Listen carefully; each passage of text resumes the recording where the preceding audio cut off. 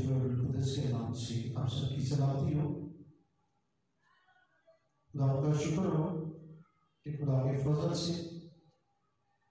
کافی دنوں کے بعد تقریباً 1 ماہ سے زیادہ ہو چکے ہیں کہ گلے کی خرابی کی وجہ سے آن لائن فیس بک پہ بھی ہم عبادات کو جاری نہیں رکھ سکے، اور اسی وجہ سے یوٹیوب پر نئی ویڈیو اپلوڈ نہیں ہو سکی۔ خدا کے فضل سے آج ہم مل کر خدا کے کلام کو سیکھیں گے، اور آج کا ہمارا مضمون خدا کی عدالت۔ اس سے پہلے کہ ہم کلام مقدس میں سے آج کا ورد تلاوت کریں، آئے ہم سب مل کر دعا کریں گے اور اپنے آپ کو اور اس وقت کو خدا کے ہاتھوں میں دیتے ہیں۔ اجلال سے بڑے خدا دل سے تیری شکر گزاری کرتے ہیں ان خوبصورت لمحات کے لیے، اس وقت کے لیے جو تم نے ہماری زندگیوں میں بخش دیا کہ خدا ہم تیرے حضور خدا آ سکے کہ ہم تیرے نام کی بڑائی کریں، تیری شکر گزاری کرتے ہوئے تیرے نام کو جلال دیں اور تیری آواز کو سن کر اپنے لیے تربیت اور برکت پائیں۔ اے خدا جس وقت میں تو ہمارے شامل حال ہو، ہمارا محافظ ہونا، اور اے خدا دعا کو ہے کہ خدا تو اپنا کلام اپنی آواز بخشے۔ اے خدا ہم اس وقت تیرے کلام کو سننا چاہتے، تو ہمارے ساتھ ہم کلام ہو، اپنا کلام ہمیں بخش دے اور ہمیں اے خدا کو حکمت اور دانائی عطا کر۔ اجلال سے بڑے خدا تیرے حضور منت اور التجا کرتے ہیں کہ ہم تیرے کلام کو، تیری آواز کو سننا چاہتے ہیں کہ ہم تیرے کلام سے اپنے لیے تربیت اور برکت پائیں۔ اس لیے خدا تو اپنا کلام ہمیں بخش دے، اپنا کلام ہمیں عطا کر، اور اے خدا تو ہمیں حکمت اور دانائی عطا کر کہ ہم تیرے کلام کو سن کر اسے سمجھ سکیں اور اسے قبول کر سکیں۔ یہ سب کچھ تیرے پیارے بیٹے آپ نے خدا یسوع مسیح کے نام سے مانگ اور پا لیتے ہیں، آمین۔ ہمارے لیے آج کا ورد زبور 9 اور اس کی 7ویں اور 8ویں 2 آیات ہم تلاوت کرتے ہیں۔ لیکن خدا اب تک تخت نشین ہے، اس نے انصاف کے لیے اپنا تخت تیار کیا ہے، اور وہی صداقت سے جہان کی عدالت کرے گا، اور وہ راستی سے قوموں کا انصاف کرے گا۔ کلام مقدس کے پڑھے اور سنے جانے پر خدا کی خاص برکت ہو، آمین۔ کلام مقدس کی ان آیات میں خدا قادر مطلق خدا جو اب تک تخت نشین ہے، اور ان آیات میں بیان کیا گیا ہے کہ اس نے انصاف کے لیے اپنا تخت تیار کیا ہے۔ اس آیت مقدسہ کی روشنی میں یہ واضح ہے کہ قادر مطلق خدا نے انصاف کے لیے اپنا تخت تیار کیا ہے کہ وہ بڑی و انسان کی عدالت کرنے والا ہے۔ اور کلام مقدس کی ان آیات کی روشنی میں خدا کی عدالت جو صداقت اور راستی پر مبنی ہے، جیسا کہ 8ویں آیت مقدسہ میں بیان کیا گیا ہے، اور وہی صداقت سے جہان کی عدالت کرے گا، وہ راستی سے قوموں کا انصاف کرے گا۔ کلام کے حصے کے مطابق تمام جہان کے لوگوں کی عدالت ہونے والی ہے، اور اس آیت مقدسہ کی روشنی میں یہ عدالت صداقت سے ہونے والی ہے، صداقت پر مبنی ہے۔ خدا کی عدالت میں کسی طرح کی کوئی وفاداری، خدا کی عدالت میں کسی طرح کی کوئی طرفداری نہ ہوگی۔ خدا کی عدالت صداقت اور راستی پر مبنی ہے،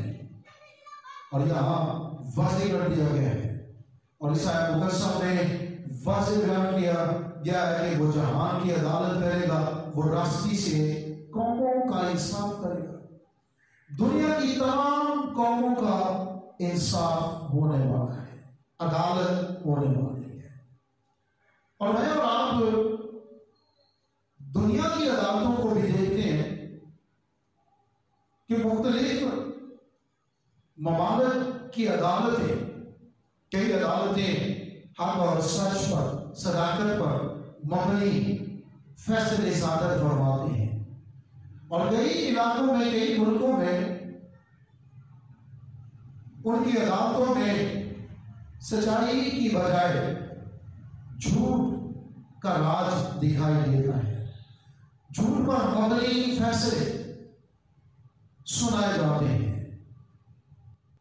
اور دنیا کی عدالتوں کو دیکھتے ہوئے اور ان عدالتوں کے ان فیصلوں کو دیکھتے ہوئے ہم کلام مقدس میں سے 37واں زبور اور اس کی 27ویں اور 28ویں 2 آیات تلاوت کریں گے۔ کلام مقدس میں یوں بیان کیا گیا ہے، بدی کو چھوڑ اور نیکی کر اور ہمیشہ تک آباد رہے،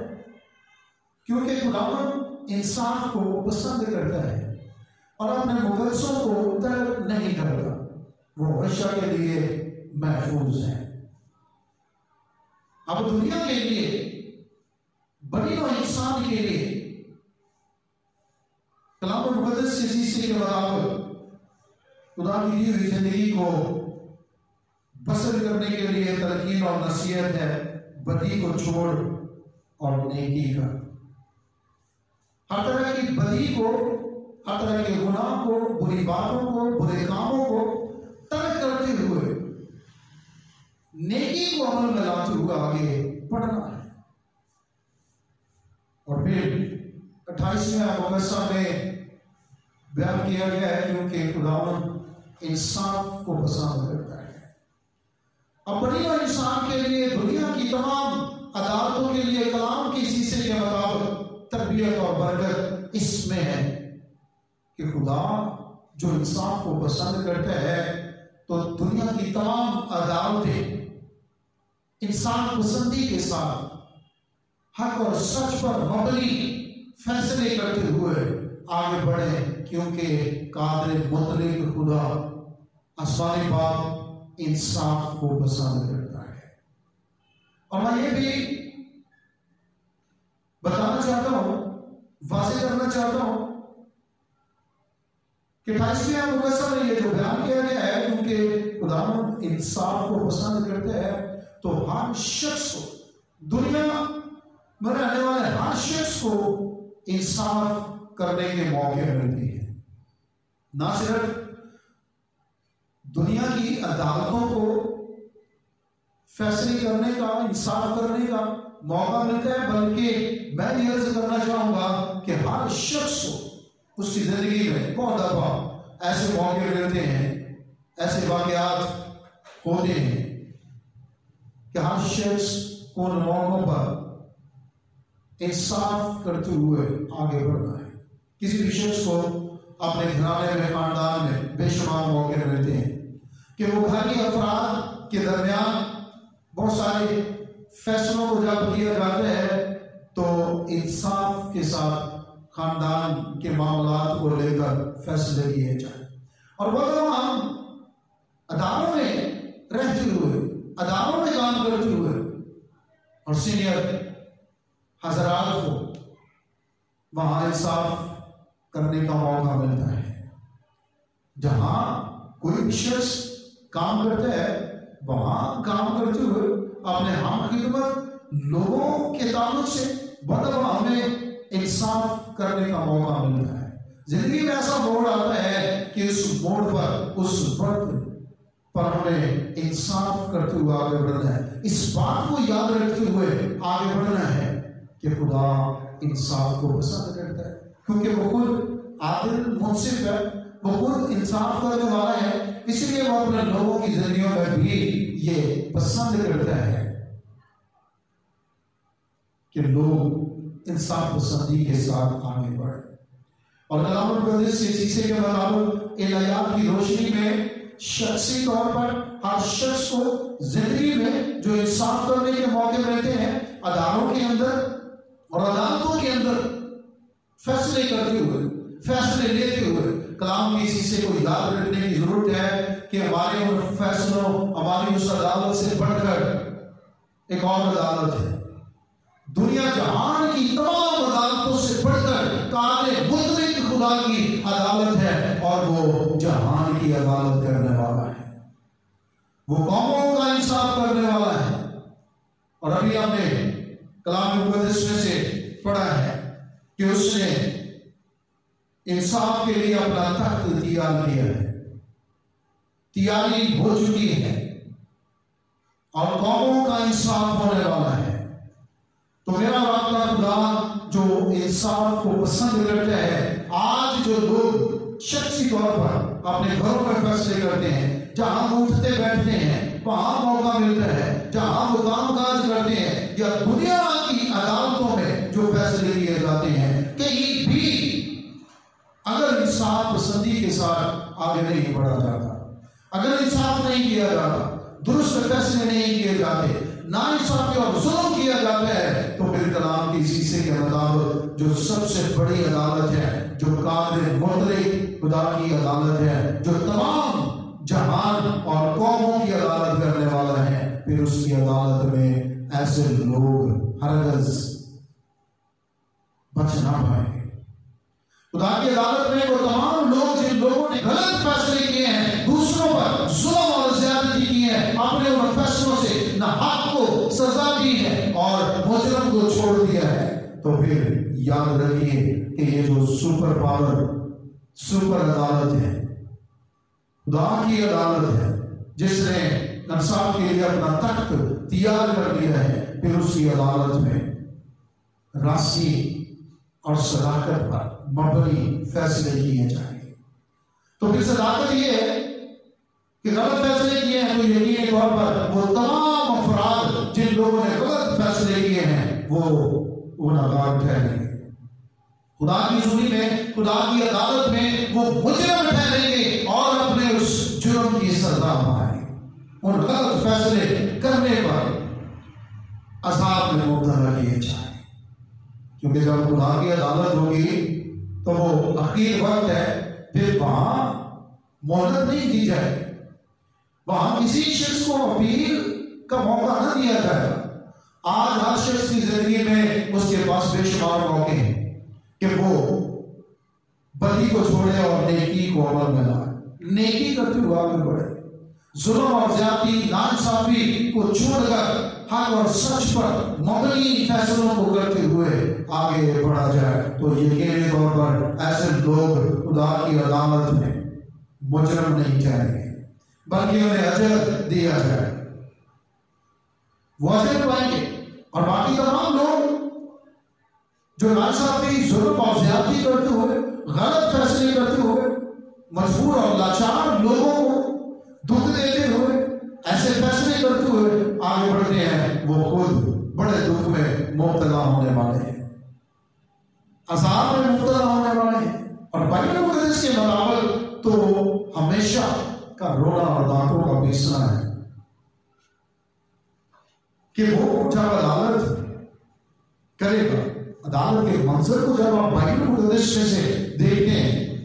تو پھر عدالت کرنے والا یسوع مسیح ایسے لوگوں سے فرماتا ہے، اے بدکاروں، میرے سامنے سے اس ہمیشہ کی آگ میں چلے جاؤ جو ابلیس اور اس کے فرشتوں کے لیے تیار کی گئی ہے۔ سو آج موقع ہے اس ہمیشہ کی آگ سے بچنے کے لیے، ہر شخص کے پاس موقع ہے کہ وہ اپنی غلطیوں کا اعتراف کرے، اپنے گناہوں کا اقرار کرے، انہیں تسلیم کرے، خدا کے حضور معافی کا طلبگار ہو۔ جن لوگوں کے خلاف غلط فیصلے کیے ہیں ان سے معافی مانگی جائے، تو یقینی طور پر میرا اور آپ کا خدا معاف کرنے پر قادر ہے،